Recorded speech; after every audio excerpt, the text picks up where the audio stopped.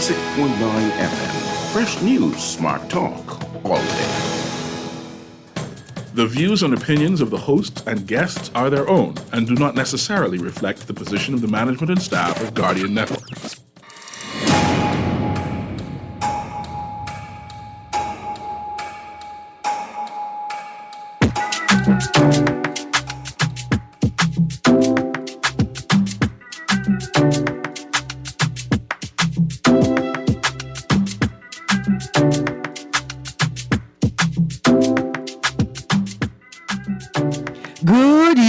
This morning, and welcome back to Guardian Radio 96.9 FM. It's Monday, the 26th of February, 2024, and you are on the clock with Erin Green. On the clock, we engage organizations, institutions, social and cultural leaders, and ordinary people to better understand the impact of public policy, private sector development, and emerging social and consumer trends. On the clock, we have conversations that help us understand and navigate a rapidly changing Bahamas. On that note, today we're talking what's in the news. Later in the week, I have Mr. Link Scavella joining us, and I have Mr. Arnold Rapp Wilson, the archivist, joining us. We're going to talk about the value of documenting our lives, and how what may seem mundane and ordinary today may be big news tomorrow. There's lots to talk about in the news. We had an unfortunate homicide this weekend where a father was shot and killed while picking up his daughter to take her to church. He was also, the daughter was also shot and injured in the incident. We got a couple of headlines. Government reallocated $30,000 for Wilscomb's memorial. Today's paper, the Today's Tribune, banned Cinema Slam's film rating demonic content among reasons for blocking screening. But I want to talk a bit before we go there about the crisis on the roads. Now, this wasn't my main topic, particularly after seeing today's newspapers, but two things happened on the way to the studio. The first is I heard news of a traffic accident involving tourists, and as I was driving here and ordering my thoughts, my morning drive was disrupted by a gentleman driving the wrong way down Chapel Street. And joining me in studio this morning is Mr. C.A. Nuri. Good morning, Mr. Nuri. How does one drive the wrong way on Chapel Street? Well, isn't Chapel Street one-way street? It is a one-way street. Yeah, but they do so confidently and belligerently. This morning, he did so confidently and belligerently. I mean, I was actually pleased to see drivers and pedestrians along the route indicating to the gentleman that he's driving the wrong way. He needed to turn around. But again, he brought his bag of belligerence on the road with him, and he insisted that he only going right there. It turns out the only right there he's going to was Market Street. Market Street. What a time. Blue Hill Road? Blue Hill Road, that's where he was heading. Mm-hmm. Blue Hill Road. Mm-hmm. Straight out to the corner. Because why should he have to turn around? It's an indicator of a major crisis on the roads. I want to talk about it briefly. We also had another traffic fatality on the island of Eleuthera. If you remember, a few weeks ago, I read an article coming from the One Eleuthera Foundation, and I'm going to read from that. Quote, in 2023, Traffic Division Chief Superintendent David Lockhart and his team shared in a town hall meeting held in Eleuthera that there was a 600% increase in fatalities when comparing 2021 to 2022. In 2021, Eleuthera recorded 73 crashes. In 2022, that number jumped to 117 crashes. We had an unfortunate traffic fatality over the weekend. Man dies in Eleuthera motorcycle crash. Police are investigating a fatal crash on Eleuthera on Sunday that resulted in the death of a 39-year-old man. Initial reports indicate that shortly after 7 a.m. on Queens Highway, Hatchet Bay, the man reportedly lost control of a white and black 650 HP Suzuki Dual Sport motorcycle and was subsequently thrown from the vehicle, sustaining head trauma. Responding officers arrived and found him in nearby bushes, unresponsive.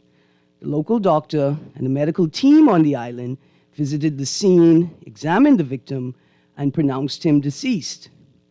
The serious accident reconstruction team from the Traffic Division, New Providence, will be conducting investigations into this incident. Police encourage all motorcyclists to wear protective helmets when operating any motorized cycle to save their lives. I just want to stick a pin there. I thought it was against traffic controls to operate a motorcycle, a scooter, a dirt bike, a street bike, any motorized bicycle or cycle. Well, we see in downtown Bay Street, we have motorized vehicles, motorized scooters, whatever that thing is. And the Segway Segway thing. that the police officers use. None of them are wearing helmets. The Right. police is not wearing helmets. The tourists who come in the Bahamas are not wearing helmets, and the police is not enforcing the law. So I hear your plea that everyone should be wearing helmets. But if the law is not going to be enforced, that's a choice. It's not my plea. It's their plea. It's their plea. See, I wouldn't be encouraging people to wear helmets. I would remind them that it's against the law to not wear a helmet. That's what I would do. But see, we have multiple crises on the road. The economy and the efficient and effective movement of goods, people, and services is stunted, if we don't get traffic under control. For instance, Mr. Nuri, I was on my way to work this morning and I had to detour because the traffic was backed up all the way to Camp Road. The traffic was backed up on Shirley Street all the way to Camp Road. Now, I know that there is a fire being extinguished, or that was being extinguished at the time that I was heading to work. And I find it incredulous. That's like so incredible you could hardly believe it, if I could like make up a definition of a word. I find it incredulous that when we have incidents that impact traffic, officers are not assigned to provide traffic controls at the intersections impacted. You could imagine that the power is off and the lights are off at Marathon and the East-West Highway and Prince Charles and Robinson Road intersection. Road Traffic Department is over the hill on East-West Highway, and nobody sees fit to send officers out to direct traffic when the traffic lights are inoperable. We also have a public health crisis, Mr. Nuri. Personal injury and diminished quality of life due to accidents, undue stress on public health services. I see in today's paper there is a story where medical professionals, if you look at the Tribune front page, medics fatigued by gun violence. I wonder if you're doing an assessment of how much of the nation's medical resources are consumed dealing with traffic accidents, or worse, dealing with symptoms that are the result of undiagnosed or untreated injury from traffic accidents. We also have an environmental crisis, dumped and abandoned vehicles. I got another story for you. Urban Renewal Project looks to rid Engliston of 600 derelict vehicles. 600 derelict vehicles will be removed from the Engliston community. The start of a project government officials hope to extend to other constituencies in New Providence. See, we have a problem here. We don't fix cars, we dump them and we buy a new car. We have an environmental crisis on our hands. And then there's the crisis, this is the result of the destruction of public and private infrastructure, where it appears as if government and agencies responsible and the insurance industry do not know how to attach responsibility or liability for damaged infrastructure to the people responsible for the accident that damaged the infrastructure. We have another crisis. Lack of enforcement drives lawlessness. See, we have this saying in the Bahamas, if they like it, let them kill themselves. If they want to do foolishness, let them kill themselves. If they want to ignore the law, let them kill themselves. But it's not just themselves that are at risk. The state has a duty of care to protect road users, passengers, and the general public from ignorant, unlicensed, and when I say ignorant, I don't mean like just disgusting, I mean unaware of the rules that govern the operation of motor vehicles.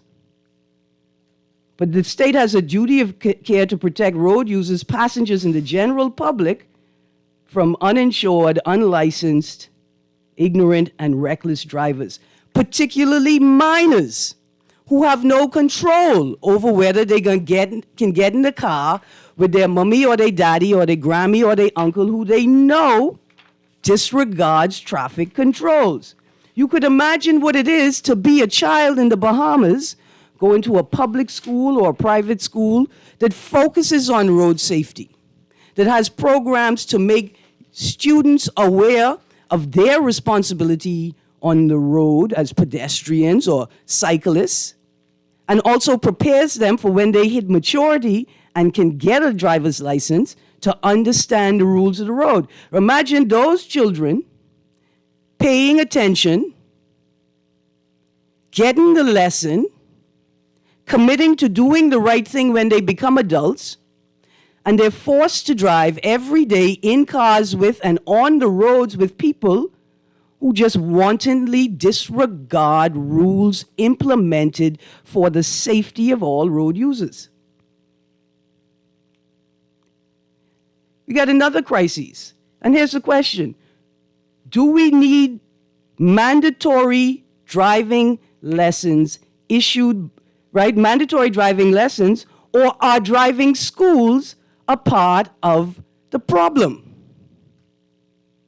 Believe it or not, I've witnessed and observed a number of driving school vehicles on the road in the middle of classes, and it's obvious that the driving instructor is encouraging them to break the law. Now, let me rephrase that, because encouraging them to break the law would suggest that the driving instructor is telling them that this is illegal, but here's how you do it. I am under the impression that driving instructors are not making students aware of what the actual laws, rules, and requirements are for operating a motor vehicle. In particular, it's disheartening to watch driving instructors tell their students to drive through a red light on left. It is against the law to turn left on red anywhere that a sign is not present, indicating you could do so. But even if there is a sign present, you are required to come to a complete stop at the red light, assess that the way is clear, that you would not be breaching someone's right of way by entering the intersection. Then we have this thing called the small car phenomenon. I want to take you to another article. 6,000 outstanding driver's licenses awaiting collection from 2022. This is in Friday's newspapers. The police have said that over 6,000 outstanding driver's licenses are awaiting collection. Superintendent Karan Jennings, second in command of the RPPF Traffic Division, encouraged motorists to collect their outstanding driver's license. He noted the importance of motorists having a driver's license in their possession while highlighting the penalties for failing to adhere to road traffic laws. Quote, once an officer would stop you and inquire as to whether you have a driver's license in your possession, it is mandated that you present a driver's license ID to the officer. And if you don't have a driver's license, you could be ticketed, and the fine for that ticket is $250. Now, if you have a driver's license and it is not in your possession, the fine will be a lesser fine, which is $40. Chief Superintendent Eugene Strawn, officer in charge of the Road Traffic Division, noted an alarming concern for Japanese cars being major contributors to traffic accidents. I call it the small car phenomenon, Mr. Nuri. You know what it is? When you have a big car, you probably have a big loan. And when you have a big loan, you have to go and speak to your bank manager every month. Now, you may not go in person. You may just send the money. You may just send a loan payment, the car note, to the bank manager. But either way, you got a big car, you got a big loan, you got to go to the bank every month. Going to the bank every month, knowing that you have to go to the bank every month, moderates your behavior. And so people who have to go see the bank manager every month to talk about their car tend to moderate their behavior when they're driving on the road. But if you know you could jump up and find $2,000, $3,000, $4,000 and have a car landed within a matter of months, you have a different attitude about life. I've driven with some of you. I've driven next to some of you. And you say things like, child, you can hit this car. I done pay for this. And you have to pay me again. Let me just say, when you live in a place where you could die from a paper cut because of dysfunctional services in the public health care system, you should not be taking those types of risks with your life or anybody else's life. Let's go to the phone line. Good morning, caller. Good morning, caller. You there? Caller, where you going? You was just talking to the producer. But I know before we transition, Yeah. right, I am deeply concerned that basically a year later, 2 years later, and we have yet to address this no turning. Left on red? Yeah. When you say What does it mean if nobody has addressed it? What does that mean? it means we have a crisis in enforcement, and we have an administrative crisis. Most importantly, because those in charge cannot realize, right? They can't compute. They don't get it, that it is their actions at the top that drive lawlessness. Let's go to the phone line dead quick. Good morning, caller. Good morning, Erin. Can you hear me? I can hear you. Okay, wonderful. A godly day to you and, of course, the universe. Yes, sir. Blessings. We need justice, law, and order in this country, the Bahamas. Erin, the police and those need to... Bremen? Oh, man, I'm sorry, Bremen. I lost you. In that note, Mr. Nuri, let me go to the text line just for a second. Good morning. If I had a penny for the amount of persons that don't use signals, I'd be a rich woman. Why is it so hard to signal? The thing is right there at your hands, man. And let me tell you what it is. It's that they don't think that you deserve a signal. I can be honest with you. It's because they don't think you need a signal. See, I do read minds, you know. I could tell what it is you're about to do on the road. But if I do that, then you can say you think you smart, eh? But you don't have to be smart to be able to predict what people are going to do on the road. In fact, it's a requirement for driving a vehicle that you can predict what people are about to do on the road. Another text, how about changing the law to only allow cars 7 years or newer to be imported in the country? Right now it's 10. That will slow down the amount of cars being imported, I think. Okay. Good idea, except then you have now an imbalance. Who could afford to bring in a car, right? But I like, 7 from 10, 3 years. I think that's a reasonable increase in prices, right? But the question is, can we put a moratorium on how many cars can be imported per year? Does a car user have to show that their previous car has been disposed of properly before they can import a new car? Right? Is that what we may need to think about? Another text: persons drive wrong way on one-way streets very often and curse at you when you try to correct them. Listen, there is a road coming from Big Pond to go to Porterski. You know the Pink Plaza? There's the corner on the western side, on the eastern side of Family Guardian, right between Family Guardian and the nightclub. Then you drive up, and then the next road leading onto Bay Street from the southern side, coming out of the Pink Plaza, is a one-way. But guess what? That road doesn't lead out. You can only turn into that road from Bay Street. However, people attempting to get to Porterski Dock, especially if it's a big boat day and traffic is blocked up beyond the new bridge, people will regularly drive the wrong way down that one-way road and then end up blocking eastbound traffic. So you got 3 lanes of traffic at one point, 1 lane to take you directly onto Porterski and 2 lanes to continue east on Bay Street. Well, those drivers will come the wrong way out of that corner and they will block the road. So even if you had the good sense to get in the right lane to avoid the bridge traffic, oftentimes you will get blocked by a vehicle that's not only coming the wrong way out of a corner, but obstructing 2 lanes of traffic. And I wondered to myself, why is it, if that's happening regularly, that police can't post themselves there? If not to issue fines, to act as a deterrent. Same thing for Mackey Street and Shirley Street. But yeah, Mr. Nuri, we got lots to talk about, so let me go through this list quickly because the crises unfold. There's the small car phenomenon, right? And then there's the big truck phenomenon. So there are people in small cars whose cars are totally paid off. They have a different attitude than other drivers.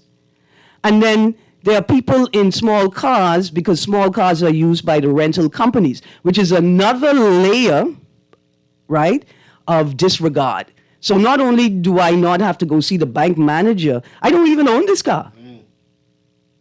I don't even have to worry about it. I don't own the car. And it gets even better because in many instances, somebody with a license is renting a car for somebody without a license.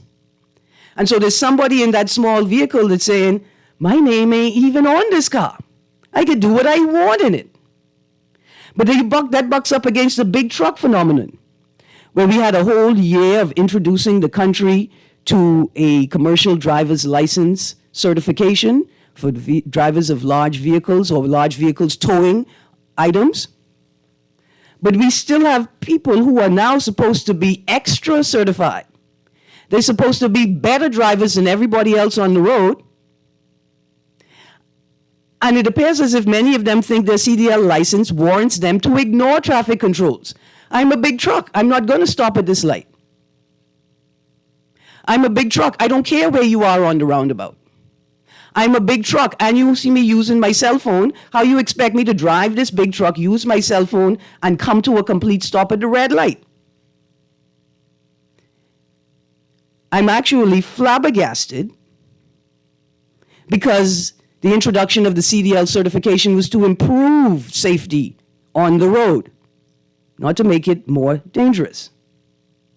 Then there's this little thing about cultural imperialism. When did owning a Honda, a Beamer, a Benz, or a truck with a supercharged Hemi become a part of the Bahamian dream? And on what roads do you drive these high-end vehicles? York Street. Somebody said every day on York Street. Now see, we got another phenomenon, Mr. Nuri, because we always forget the tourists. Somehow we expect tourists to know where they're going. We expect somebody that came off a boat this morning, rented a car by 10 a.m., given license to drive all over New Providence. Not only are there not street signs, how many signs do we have indicating what direction the street runs in? How many signs do we have indicating you're actually supposed to stop here? And I get it. I could imagine what the police and people at Ministry of Works are saying. They say, well, we have stop sign and the people won't stop. In fact, it's become such a practice. You ever driving and you realize the police just driving on autopilot because they just doing what everybody around them doing? Let me tell you how disheartening it is to see a police vehicle come up to the stop sign at Sands Road in front of the accident and emergency, and they don't stop. They just roll through the stop sign like all the other drivers. Or at Collins Avenue and Shirley Street. And let me say once again, what is the karma? What is your heavenly reward for running a stop sign next to a hospital that the vast majority of people on the road cannot afford to get health care in? We can't forget about the tourist, Mr. Nuri, because there was an accident, a bad accident involving tourists this weekend. I'm going to pull it up right now. I just got a short note from local papers first thing this morning, and I'm not sure if I see that story in the newspaper yet. But here it is. I'm pulling it up right now. The excerpt that I found did not indicate where the accident occurred. Vehicle goes up in flames in tourist-involved accident. A SUV with 6 tourists collided with a Honda Fit hidden electrical transformer after they reportedly refused to give way at a roundabout. The tourists were able to escape the burning vehicle while the driver of the other vehicle received a laceration to the head. Now, I saw a video of the aftermath of that accident, and I wonder, when you say SUV, what do you mean? Because it looked like a tour Jeep. It looked like an open-sided tour Jeep that these tourists were driving in. And so the question is on the table. Do we need to mandate that all tour vehicles, all open Jeeps, all non-traditional cars must be driven by a tour guide? Because it's likely that if, it is likely that if the tourists are responsible for the accident, they're just doing what they see everybody else do. And so perhaps a thought about the tourists will drive the Ministry of Tourism, pun intended, to take up the charge, pun intended, like a supercharged Hemi, of ensuring that the ministry responsible, Ministry of Energy and Transport, can make the roads safer for tourists, and maybe Bahamians could benefit from that. Couple of texts. Erin, please don't forget, every person importing a vehicle must pay an environmental levy. So this shouldn't be a problem since funds have been allocated for this. Or is this only a public pacifier and will fall in that deep hole of the consolidation fund? Another text, we go to the phone line producer, Erin, just because you are able to afford a big-time car does not give you the right to bash people who are only able to afford a $3,000 car to get themselves and their family from point A to point B in this already expensive place. Y'all love to keep people down in this country. I see that you like to do that, sir. I drive a car because my mother was frightened to death that as a pedestrian, I would be the victim of a hit and run. You know, the kind where you just hit people, you know you hit them, and then you drive off and pretend like you don't know what happened? After a friend of hers relayed to her a story about how I was walking to work one day, and a woman put her window down and decided to cuss me, stink, for walking on the side of the road. And when I approached the car again, because of course she was in traffic and couldn't get far, I said to her, "How sway of you to cuss me like that with your child in the back seat, with the window down, listening to you, and your complete disregard for road safety." And after that incident, my mother's like, "I don't care that you want to be a pedestrian as a political statement. So I, like many people in this country, cannot afford to buy a big-time car. You know what I'm saying? But this has nothing to do with people who can only afford a $3,000 car. Texter. Because many of you who can afford big cars are a part of the problem. Many of you drive like your insurance could save Bahamian lives. Good morning, caller. Mr. Neri. Morning. How you do? Fine, thank you, Erin. I'm happy you touched on the road. I had an opportunity on Saturday to participate in the Walk for Cure for the Cancer Society. Awesome. The walk. Yes, sir. Yes. And the walk was from the Cancer Society, Shirley Street, the East Street, the Bay Street, the Marquis Street, and back. And I must, say that all of those sidewalks on Shirley Street and Bay Street, distant from East Street, they're in poor condition. All of them need major work. Yes. There are so many uneven surface, and actually it's a safety issue.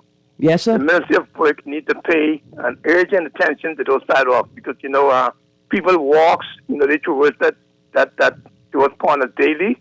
Also, the tourists walk from downtown to Palace Island and to the Queen Staircase, Shirley Street. And that's a safety issue. Minister of Work needs to pay urgent attention to that. Listen, Also, yes, there's the sidewalk opposite the new Sydney Bridge. They have some garbage installed there, the garbage bins installed there. Most of those garbage are overfilled. There are a lot of debris almost covered the sidewalk opposite the bridge. Roads and Park, they need to send a crew there almost just but immediately. You only get to see how bad it is when you actually have to walk the route.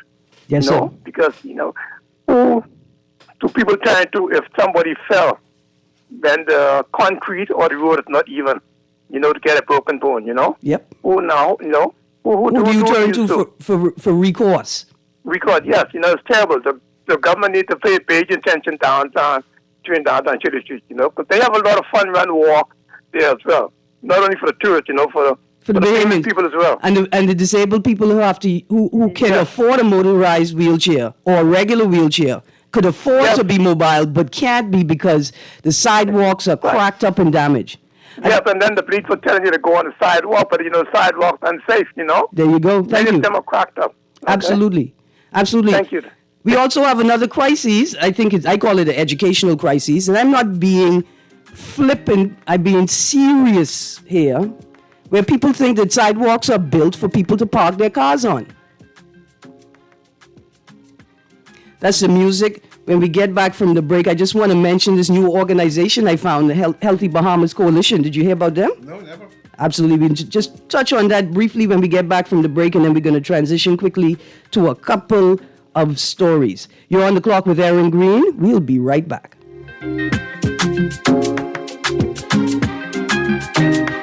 It's that time of year to join the movement. It's time for the annual Guardian Media's Healthy, Wealthy and Wise Fair, Saturday, March 2nd at the Mola Marathon. Starting at 10 a.m. Admission is free. Come and receive free health screenings by the walk-in clinic, fantastic product info, and sound financial advice. Participate in the exercise demonstrations by Natasha Brown, Outdoor Fitness Bahamas, and RF Exposure. There will also be a CPR demonstration by Superior Care, plus live performances by Blawdy, Johnny Cake, Shine, and Carrington McKenzie, ending with a Saxon superstar Junkanoo Rush Out. Join the movement. It's the annual Nassau Guardians Healthy, Wealthy, and Wise Fair, Saturday, March 2nd at the Mall Marathon. Love the show? Want to give your support? Become a sponsor today. Call 302-2300 for our rates and packages. That's 302-2300. Become a sponsor on Guardian Radio 96.9 FM. Fresh news, smart talk, all day.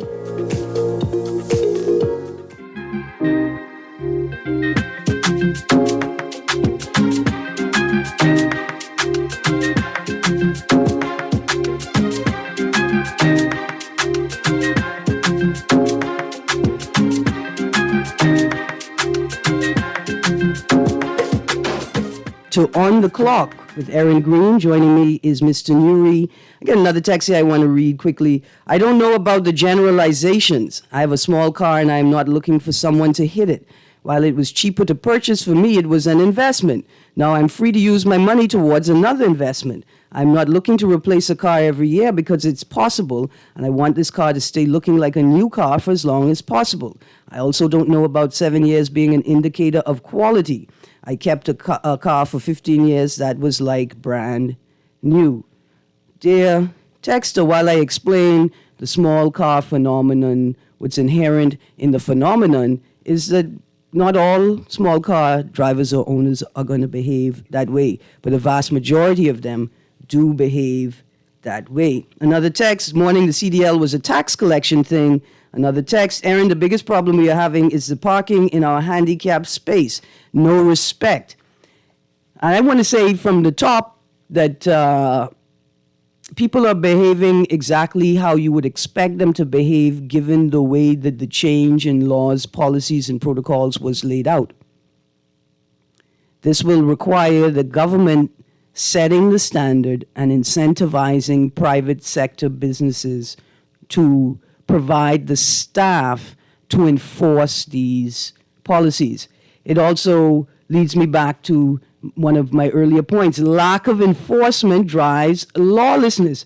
You would be surprised who the people are that are cussing out security officers for asking them not to park in disabled parking spots. You would be surprised who the people are who are disregarding the no parking signs posted immediately in front of the spot, and they still park their cars there.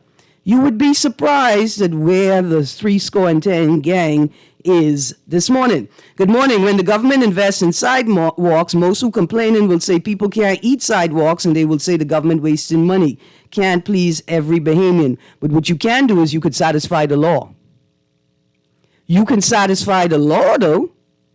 And since we are no longer a plantation, you as a citizen have the power to advocate for changes in law and policy. Sidewalks are for people that cannot afford cars. Sidewalks are for people who have to walk their children to school. Sidewalks are for children who have to walk themselves to school. Sidewalks are for people who have to carry their groceries home in their arms. Sidewalks are not for you to park your fancy car or your mid-range, but I'm taking care of it very well car, and I'm not speaking to you, texter, on the sidewalk. I want to say good morning to QC parents, many of which are my fellow graduates. Let's stop parking on the sidewalks outside of QC and all other establishments. So yeah, Mr. Nuri, of all of that, right? Of all of that, the last crisis, well, for me, it's a personal crisis. I'm tired of seeing people die on the road. I've had the unfortunate experience of watching someone crash and die in front of my eyes. In fact, that person almost crashed into me and then crashed into a wall and died right in front of me. I've also had the misfortune of holding a victim of a hit-and-run accident in my arms in the road as drivers drove by far too close to us, including police officers, as they ignored the scene in the road. So for many people, this is a personal crisis where they are tired, frustrated, watching people that they love and know become injured, experience injuries that are damage to their bodies that is irreparable. You cannot fix it. Good morning, caller. You got 30 seconds. Let's go to the phone line. Good morning, caller. Yes, good morning, Ms. Green. Good morning, Mr. Nuri. Morning, sir. Yeah, I just reached back in the shop. I was prompted to call. You know, Ms. Green, if they're doing it on the outskirts, what do you think about the inner city? Oh, my buddy. Oh, my friend. Hello? I'm right here. I hear you. Yeah, listen, so I was thinking, because I'm a cyclist and I enjoy it. Just as a matter of fact, I urge the public to really educate themselves about how expensive some bicycles are, and they just take it for a joke. I see some for 6,000 a year. I have one cost more than that. Okay. So what I'm saying is they don't understand the price of these bicycles. I hate to say what it costs, but just bear in mind people's lives and show respect, because big time people look at they will run over you. Even I was heading north the other day, getting ready to go to the steps. There was a group of SWAT team pulling out. So I saw the guy. He made the squawk. So I let out the first two. But I was ever moving, so I didn't know it was an urgency. But the guys didn't even want to stop to let me pass, even though I was in forward motion. And so he wanted to run over me as I was in the front of the Jeep passing. It only take a split second for a cyclist to pass, but he, in his drunken power of whatever, my life values nothing to him. So parking, I have actually got into arguments with business owners who park on the sidewalks. And so my question then becomes, right, listen please, where is a cycle lane in Nassau? Because I ride my bicycle in the middle of the road with these what? Ms. Green, you trying to tell me now a cyclist should be riding in the middle of the road with these narrow lanes and the real people riding northbound and southbound on the road? I trying to find out where's the lane for the cyclist, and everybody's obese and overweight when you compare it to cities like in Europe where everybody rides a bicycle. So, I mean, what's going on? Bicycle is a way to, you understand, it's a joy for some people. Absolutely. I spend about $700 just to get out of the cycles and limited. So you think I want people to see me as some dog on the road where my life has no value? We need to wake up. Yep. We have become drunken with power and foolish. Give thanks. Absolutely. And that's a part of the reason why people who should not be driving are driving, because they've experienced that, like I've experienced it, where society renders you a lesser person, less valuable because you ain't got no car. If you wanted to be safe, you'd have a car. Ain't nobody know why you walking. We know why they're walking. They're walking because they cannot afford a car. It's as simple as that, but they still have to live and go to work. Another element, we got a crisis, public transportation. I reckon that 75% of drivers should not be driving. What does it mean when government does not address these things? That we have an administrative crisis, and the administrative crisis is responsible for the unfolding crises. A couple more texts. Noise pollution is increased caused by unnecessary use of police sirens. It feels like a police state and increase the fear of crime. The point I was going to make with 52's commentary is that the police forget that we are not required by law to yield for a horn. Police vehicles are supposed to have sirens. People are trained and informed by the booklet that you yield for sirens. Now, mind you, you have a responsibility of a driver to know, as a driver, to know what's going on around you 360 degrees. You should use your side view mirrors and your rear view mirrors to determine who is blowing the horn and whether you do, in fact, need to yield. But let's start at the beginning. Police vehicles are supposed to have sirens. Good morning, caller. Good morning, caller. You still there? Not yet. Yeah, morning. Speaking to me, Miss Green, I'm on? Yes, you on. Okay. I don't agree with the 10-year car deal. My car is 24 years old. People stop me every day to buy my car. I have a 2000 Camry. Nice, okay. Wow. And so this 10 years, it depends on how you keep your car and how you drive it. Yes. Because the smaller cars on the road, they wouldn't last half as long as an older car. Yeah. A car built differently. Thank you very much, ma'am. Thank you, dear. Okay. Absolutely. Let's go to the next call quickly. Good morning, caller. Hey, Erin. Hey, CA. Hey, how you doing? Right here. The only thing for me, you're talking about roads, is I would like to see the removal of these painted bus stops in the middle of the lane instead of, with the road construction. They should be able to put the new road construction in particular, any of them. They should have pull-off lanes where these buses pull on the side of the road and not stop in the middle of a traveling, what we call a travel lane, blocking up traffic. That is a big contention out here on the streets. I mean, whoever introduced that here, I don't know what they were thinking about, because it's already dangerous enough to drive on these streets. Have a bus to stop in the middle of a lane, especially one lane going up, one lane coming down. To have that bus stop in the lane, it creates a traffic congestion, and everyone seems as if they're scared to overtake the bus, because you don't know whether the person coming off the bus is walking in front of the bus or walking to the back of the bus. So that's a bone of contention out here for road users. Thanks for taking my call. Absolutely, absolutely. I just want to make a point.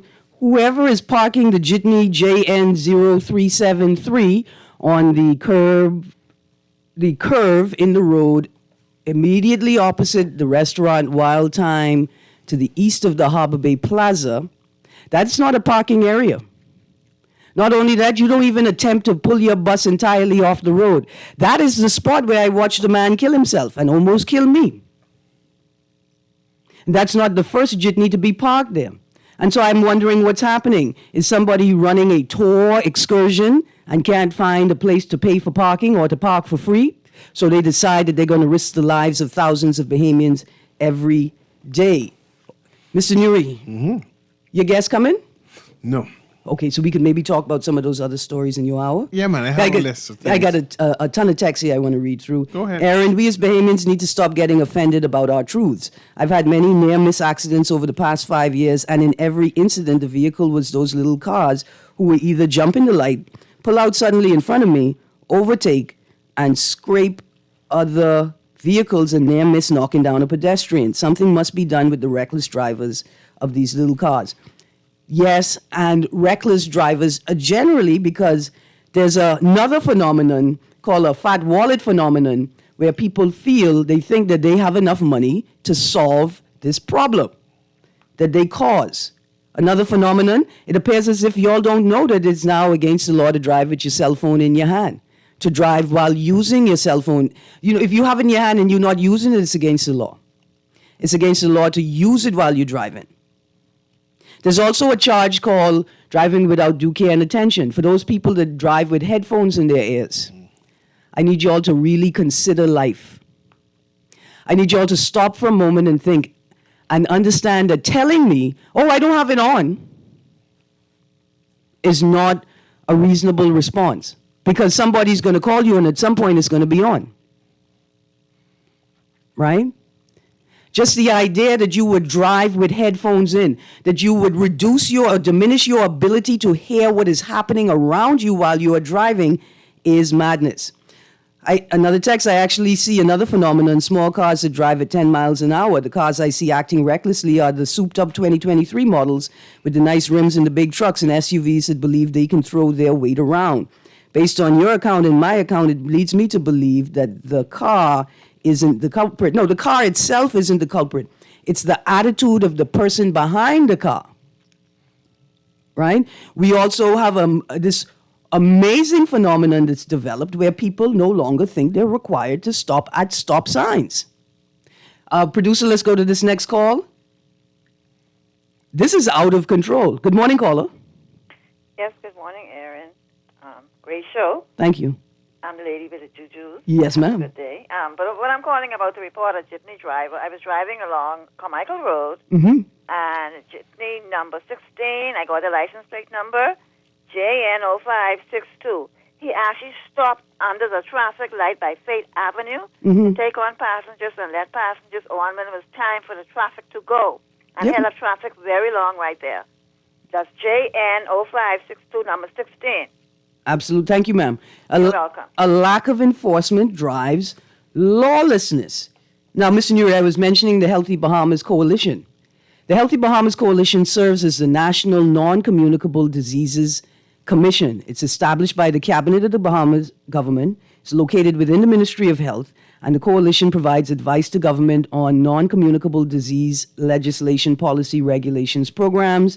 They advocate, they're an advocacy agent. They provide monitoring and evaluation services, health promotion, and communication for health. The way I found them is that somebody shared a flyer with road safety tips about driving through the yellow light. So here I am thinking the government's not doing anything. Agencies are doing something, but there's no coordinating mechanism to bring what they're doing to the public in a consolidated way. They have tips about not driving with your cell phone in your hand. They have tips about how the yellow light works. Did you know that the yellow light is an indicator, or the orange light is an indicator to you that the light's about to turn red? And if you cannot cross the intersection before the light turns red, you should stop at the red light. Prepare to be stopped in where you are at the red light. The orange light don't mean go fast. It don't mean scooch out now. It means The light's about to change. Another text.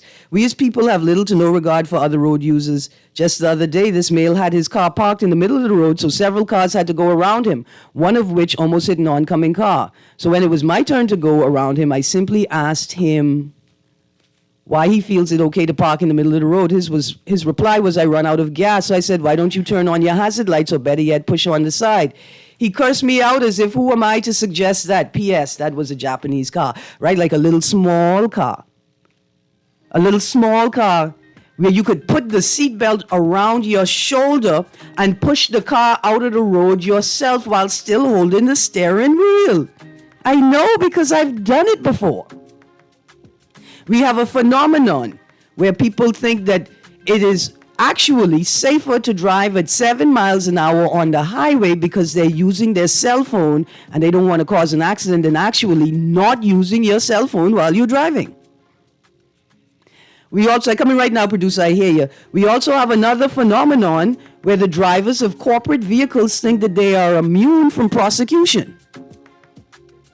Driving with their cell phone in their hand, no seatbelt on, ignoring red lights and stop signs, with the name of the company that they work for boldly printed on the vehicle they're driving. The show today was brought to you by the car of professional young people who on Friday had Village Road northbound blocked up as they attempted to cross from a parking lot on the side of the southbound lane across 3 lanes of traffic to the northbound lane. Dear young professional people, just remember, you take that same critical thinking into every space you go in, including the professional world. Thank you for inspiring the show today, including the gentleman who found his way driving the wrong way on Chapel Street and refused to turn around. You guys, be safe out there. It's a matter of life and death. Thank you for tuning in to On the Clock with Erin Green. C.A. Nuri and Guardian Radio AM is up next. This is Guardian Radio 96.9 FM, Nassau, Bahamas.